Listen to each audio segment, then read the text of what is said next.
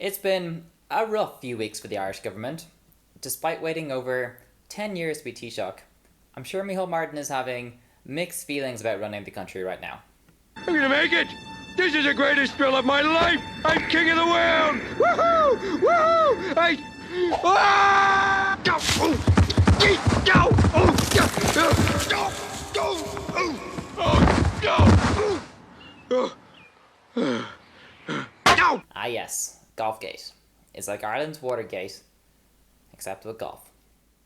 Teeing up the scandal was the latest set of COVID guidelines, or really, lack of guidelines. Unclear and obscure, the dim view taken of the latest COVID measures, even government ministers accepted they contained contradictions. Now, this wasn't an issue with any of the guidance from medical experts. That was pretty clear. The key message is please cut down the number of people that you're coming into contact with. Easy enough, right? We need to get people to reduce their social contact. NPHET had recommended that all gatherings indoors should be limited to 6 people, but the government decided to exempt weddings. To be fair, maybe I'm missing out on something, and there's been a genius plan behind it all the whole time. Let's check in with Health Minister Stephen Donnelly to get that plan. Playing sports is an inherently risky thing to do, you know?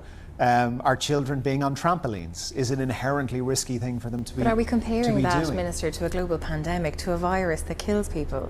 It's not the same as playing sports, really, is it? No, well, driving cars.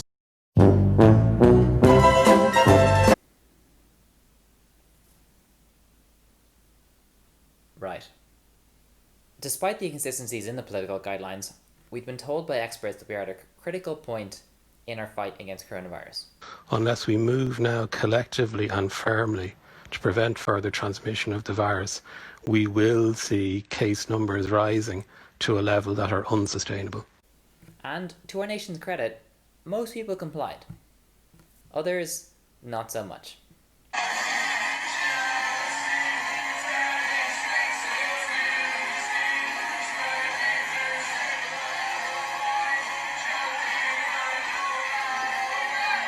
People were pissed. So, with the nation lambasting a bunch of influencers for taking brunch to the extreme, and with the government having just announced guidelines in the past 24 hours, surely over 80 politicians, judges and other public figures wouldn't, I don't know, gather in a big group together at a Galway hotel?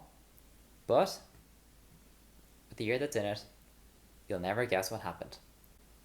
81 members of the political class descended on the Clifton Hotel in Galway for an Oireachtas Golf Society dinner, within which the attendees listened to speeches, took part in a raffle, and tucked into a 3-course dinner of beef, salmon, or, as one attendee described it, some salady thing. Which, despite everything else, is just excellent. And there are a lot of things to unpack here, which we're going to do with the help of an exclusive interview with Sinn Féin leader Mary Lou McDonald. Thank you for joining us this evening. My first question is, did you know about this Oireachtas Golf Society? I had no idea that there was such a thing as an Oireachtas Golfing Society. Okay, well, I'm glad it was just not me who was in the dark. And would you say that it's healthy or appropriate that these sorts of figures congregate together like that? I don't believe that it is healthy or appropriate for judges and lobbyists for big banks to be rubbing shoulders and being golfing buddies with senior politicians and members of government. But is there not an argument that that's exactly what country clubs are for? This isn't a country club, this is a parliament. You're totally right. To be honest, it's been kind of hard to remember that this week. I really don't love GolfGate as a term. Do you have any other ideas of what we could call this? A golfing shindig. I'm getting a signal that we've spent a bit too long in this segment, don't you think? We need to get the show back on the road. I totally agree. So, why was this gathering so bad? Well, it's concerning that judges, ministers and other political figures are gathering in some sort of Tesco Value Illuminati event.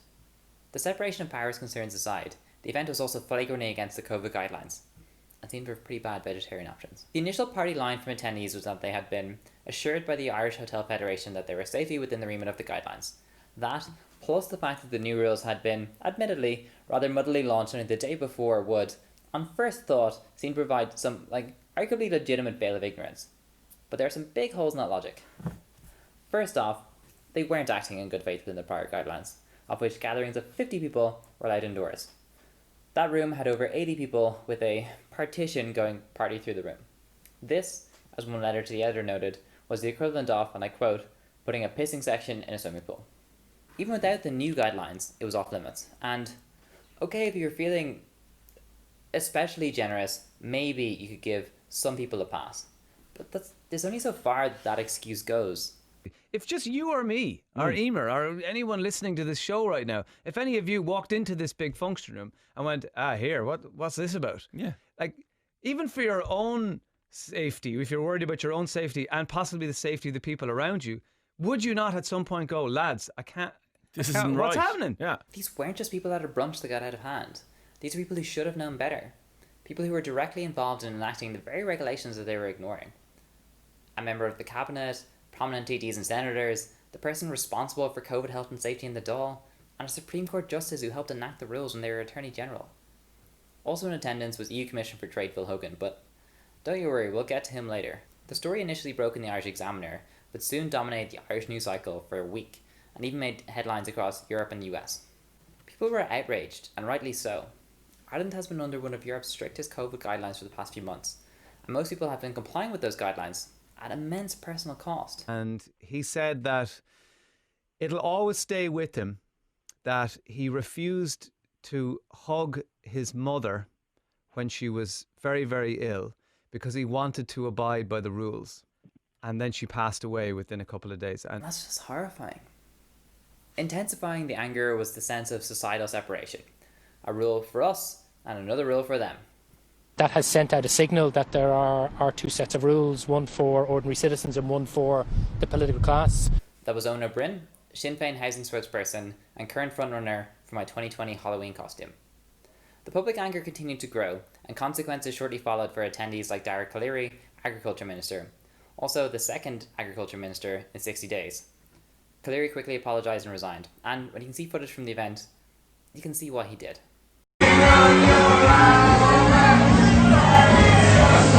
This was the last thing this new government needed. Barely 2 months into office, this historic coalition of Fianna Fáil, Fine Gael and the Green Party have been off to a pretty horrendous start. It seemed like most of the time they've been living this waking nightmare, or, in Eamon Ryan's case, maybe just a regular nightmare. Minister Eamon Ryan. Minister Eamon Ryan.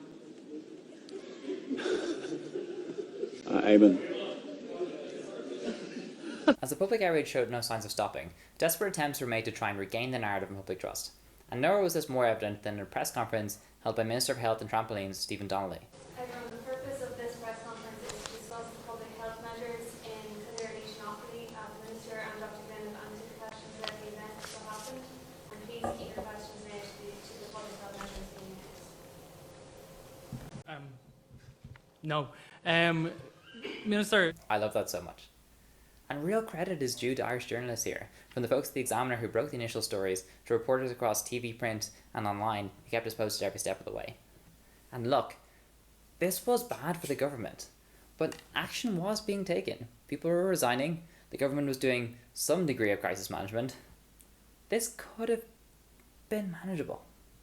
But, as demonstrated by this LinkedIn posting, they were a little short of hands in the PR department. Maybe they could have just said it was a wedding. But generally, they were doing the right things, getting people to apologise, resign and hope the whole thing blows over, which it might have. But then Phil Hogan enters the chat. This was the thing that riled folks up the most, due partly to Hogan's seemingly ever-increasing list of offences, but it was also how Hogan handled himself during the fallout. Now, a lot happened with EU Commissioner Hogan, so let's start with a recap from RT News.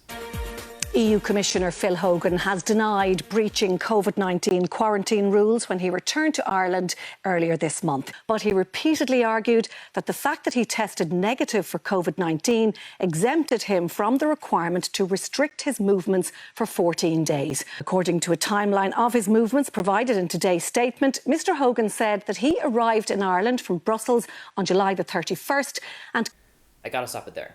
His statement explaining his movement was over 20 pages, so let's speed through this a bit quicker. Norway and Sweden and Iceland and Finland and Germany now one piece. Switzerland, Austria, Czechoslovakia, Italy, Turkey and Greece. Poland, Romania, Scotland, Albania, Ireland, Russia, Oman. Bulgaria, Saudi Arabia, Hungary, Cyprus, Iraq. Apart from doing a grand tour of Ireland when he was meant to be self-isolating for 14 days, including his entering and exiting counties that were in full lockdown, playing multiple rounds of golf, and attending the infamous dinner. The main issues with Hogan were his demeanour, tone, and lack of apology. But there were also a number of mistakes and inconsistencies while attempting to explain his movements. Suggestions of some that he was simply trying to cover his ass, or, in other words, while his future as EU Commissioner was still uncertain, he was interviewed by RTE News. I was tested for COVID-19 and I was tested free of COVID-19. And this meant that I was no longer required to be in self-isolation or quarantine. No, it didn't. Well, I self-isolated. He didn't. Hogan then tries his trump card, saying that he checked out the Citizens Information website, which states that after receiving a negative COVID test, one can stop self-isolating after 7 days. However, this specifically doesn't apply to people like Hogan who've entered from high-risk countries, who must continue the 14 days of self-isolation regardless of test results. Well, I don't accept that. And then, after everything else, this. You were, of course, stopped by the Gardaí and cautioned for using your mobile phone. This feeds into a very raw perception in Ireland that, given all that's happened, that you feel that you're perhaps above the law and you don't need to comply with those kind of rules. It's certainly, like if they knew I was a European Commissioner or a politician, they wouldn't be stopping me. This seems so problematic that I honestly don't even know where to begin there. I think Sarah McInerney's accidental on-air exclamation really summed up how the country was feeling after all this. We'll be back after this. Today with Sarah McInerney on RT. So, finally, under mounting national and international pressure, Hogan resigns as EU Trade Commissioner. Now, as Hogan was involved in some Brexit negotiations, some have seen this as Ireland shooting itself in the foot. But I don't agree with that. I don't like the superposition of figures like Hogan being, on one hand, this diplomatic genius who could, steer us through Brexit, yet on the other hand, not having the cop on to realise that attending such an event like GolfGate is a bad idea. You can't say that, oh, well, we need this guy in our corner for all the hard talks, when the same guy is saying things like, well, the hotel said it was fine, or I looked at a website and it said it was cool. Or else, these people did know what they were doing and they knew it was wrong, but they just didn't care. And if that's true, well, then I don't want someone with that little integrity representing our country, no matter how capable they are in a negotiation. And you might be thinking that's me setting the bar too high, particularly if you're watching this in the US. But I really don't think it's too high a standard to have. In fact, we already have two fantastic candidates who put themselves forward to be Hogan's replacement, and they're even endorsed on Twitter by the European Commission. Yes, Jedward. In what is one of the weirdest turns of 2020, which I know is saying something, this former X Factor and Eurovision hopefuls have weirdly become one of our strongest moral arbiters in the face of causes both foreign and domestic. I think I stand Jedward now.